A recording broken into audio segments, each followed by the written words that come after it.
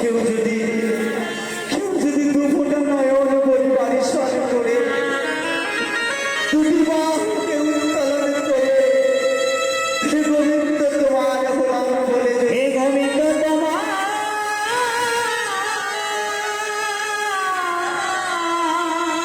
গোলাম বলে ডাকার মতো যদি একবার ডাকতে পারো তাহলে গোবিন্দ কিন্তু ভক্তের ডাকে সারা না দিয়ে থাকতে পারেন না।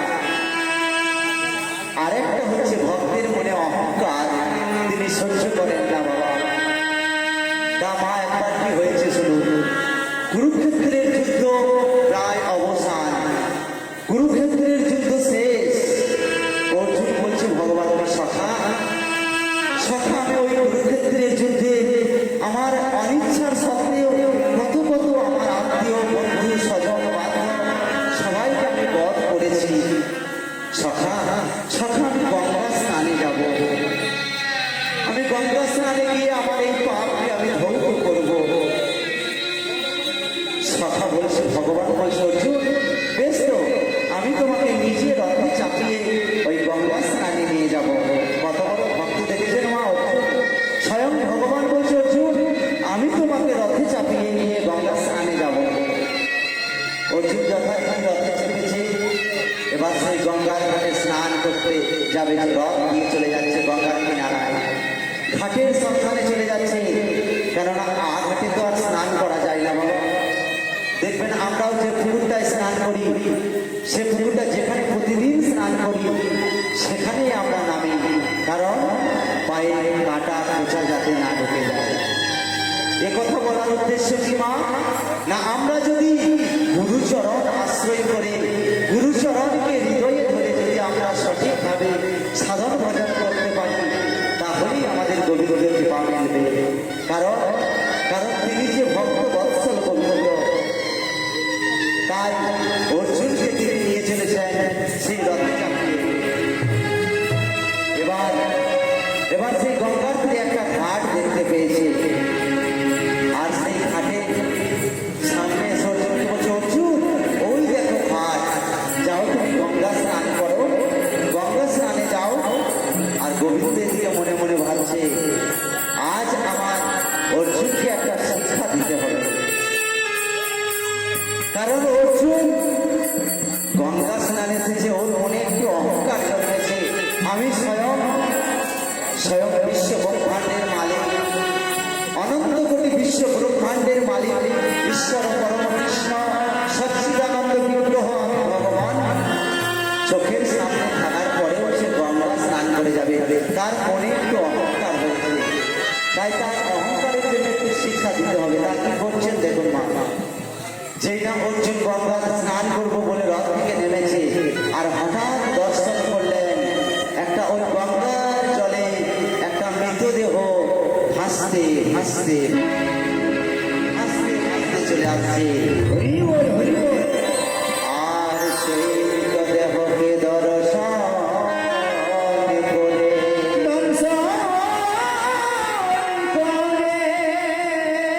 একটা শিকাল, ওই মৃতদেহকে দর্শন করে একটা শিকাল ছুটতে গিয়ে ওই গঙ্গার জলে খাবার মনে করে মৃতদেহটাকে সেবা করবো বলে জলের মধ্যে ঝাঁপিয়ে পড়ে মুখে করে টানতে কষ্ট করে সেই গঙ্গার তীরে নিয়ে এসেছে। সেই না গঙ্গার তীরে মৃতদেহটাকে সেই শিকালটা মুখে করে টানতে নিয়ে এসেছে। অমনি কি হয়েছে না, শিকালটা প্রথমে তার কর্ণ দুটিকে শুকছে। হাতের কাছে খাবার পেলাম আর খেয়ে নিলাম, এটা নয় বাবা। আমার পেটে ক্ষুধা আছে, সামনে মিষ্টির দোকান আমি দেখলাম তবু খেলাম না। এটাই হচ্ছে বিবেক, এটাই হচ্ছে বৈরাগ্য। তাই একটা শিকালও শিক্ষা দিচ্ছে আজকে ভগবানের লীলা সব জগৎ শিক্ষা দেওয়ার জন্য। শিকালটা প্রথমে কর্ণ দুটিকে শুকে দেখলো, তারপর বদনটাকে শুকে দেখলো, এরপর নয়ন দুটিকে শুকে দেখলো, এরপর হৃদয়টাকে শুকে দেখলো,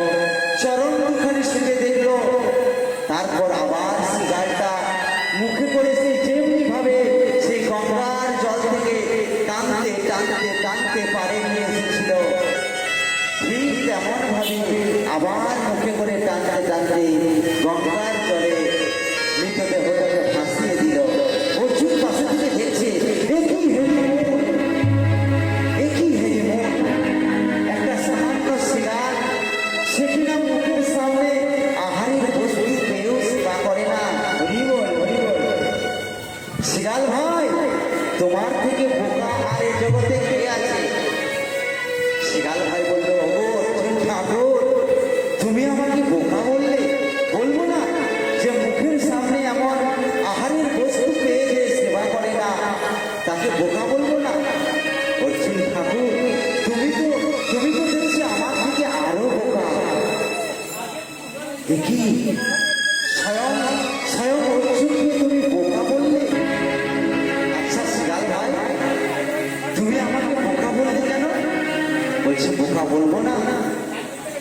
তুমি যে আমাকে বোকা বললে, তা আমি যে সেবার বস্তুটা পেলাম অথচ সেবা করলাম না, তা তুমি জানতে চাইলে না যে আমি কেন সেবা করলাম না?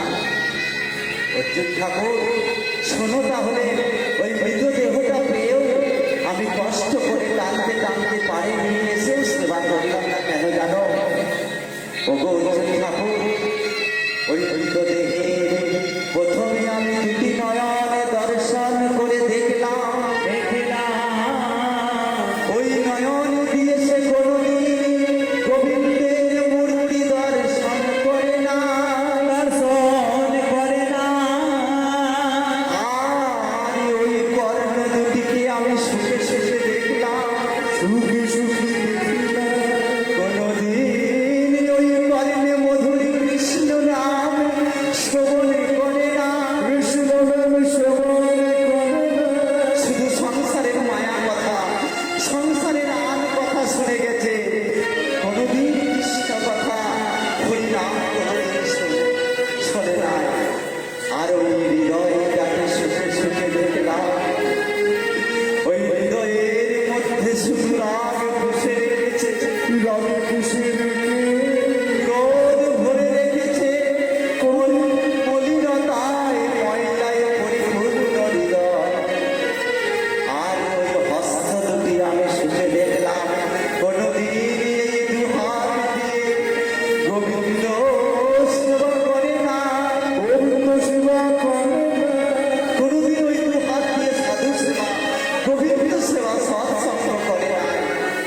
আর ওই চরণ দুটিকে সুখে সুখে দেখলাম, ও গো অর্জুন ঠাকুর, ওই চরণ দুটিকে কাজে লাগিয়ে এত সুন্দর মানব জন্ম পেয়ে, সেবা করার মতো দুর্লভ জন্ম পেয়ে,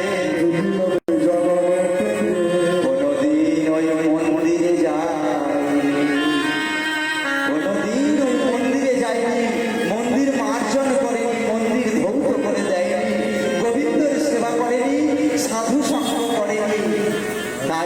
তাই আমি যদি ওই পাপীটাকে, ওই নরাধমকে সেবা করি, তাহলে ওই পাপী, ওই পানব, ওই পাতকীটা যেমন গঙ্গার জলে ভাসতে ভাসতে একুল থেকে ওকুলে, ওকুল থেকে ওকুলে ভেসে বেড়াচ্ছে, কোনো কুল পাচ্ছে না। আর আমি যদি ওই পাপীটাকে সেবা করতাম, তাহলে আমিও কোনোদিন কুল পেতাম না, আমার সেই লক্ষ্যে আমি পৌঁছতে পারতাম না। তাই তোমরা অর্জুন ঠাকুর, আর তুমি কিনা বলছো তুমি সেবা করলে বোকা। ওগো অর্জুন ঠাকুর, তুমি তো আরো বোকা। বলছি, আমাকে কোনো বোকা বলে শিয়াল ভাই? শিয়াল তখন বলছে, ওহে অর্জুন ঠাকুর, যার মস্তকের ঘাম এই পরিষ্ঠাঙ্গুলি দিয়ে প্রবাহিত হয়ে গঙ্গার আবির্ভাব,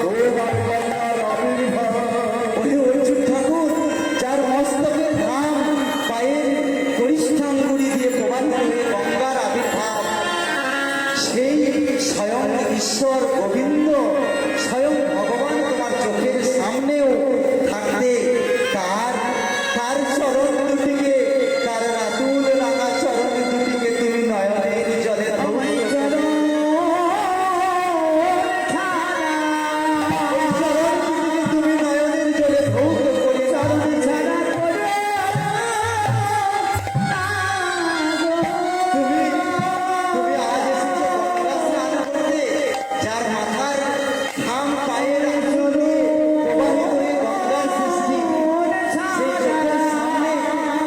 চোখের সামনে তোমার গঙ্গা রয়েছে, স্বয়ং ভগবান রয়েছে। তোমার নয়নের জলে বক্ষ ভাসিয়ে দিয়ে ওই রাতুল রাঙা চরণ থেকে ধৌত করে দাও, তাহলে তোমাকে আর গঙ্গা স্নান করতে হবে না। ওহে অর্জুন ঠাকুর, তোমরা ধরো ধরো কৃষ্ণের দুটি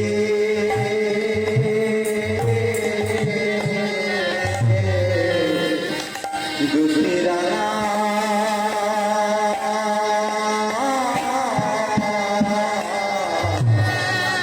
দুটি রাঙা চরণ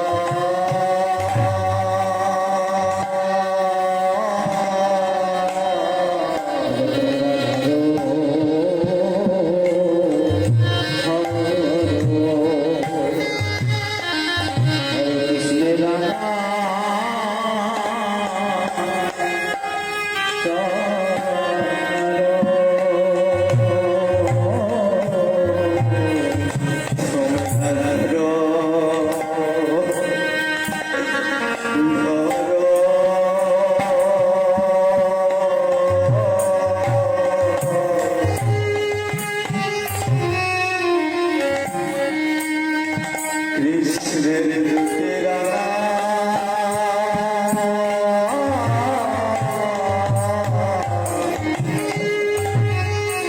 দুটি রাঙা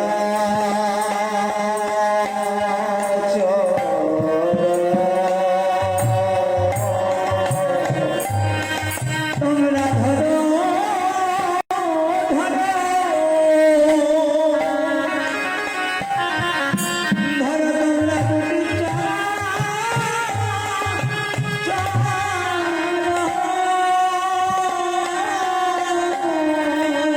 তোমার নয়ন তারা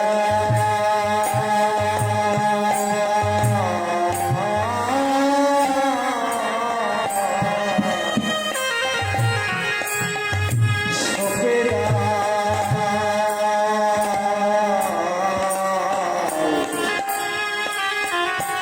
তোমার দুটি নয়ন তারা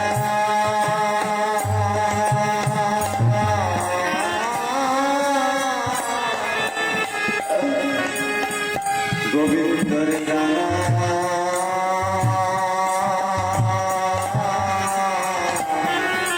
ওই রাঙা চরণে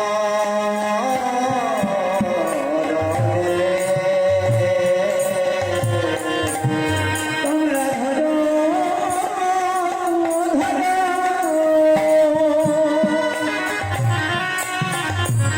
ধরো গোবিন্দে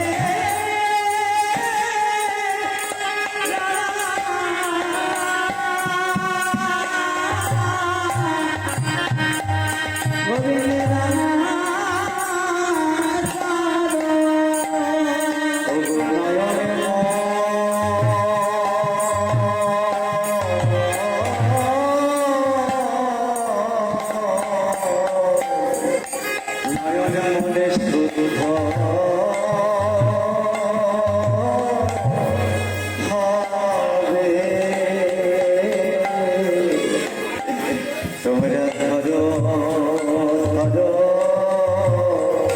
কৃষ্ণের দুটি চরণ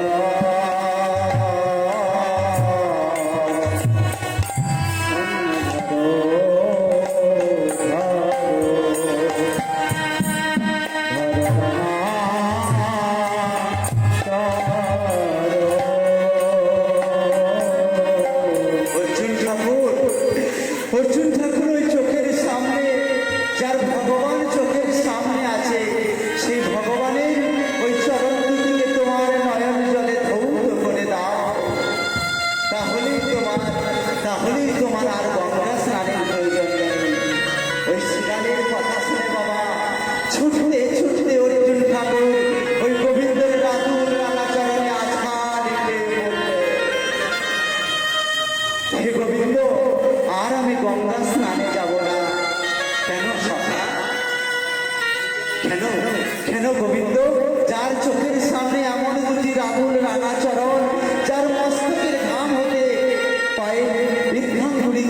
গঙ্গার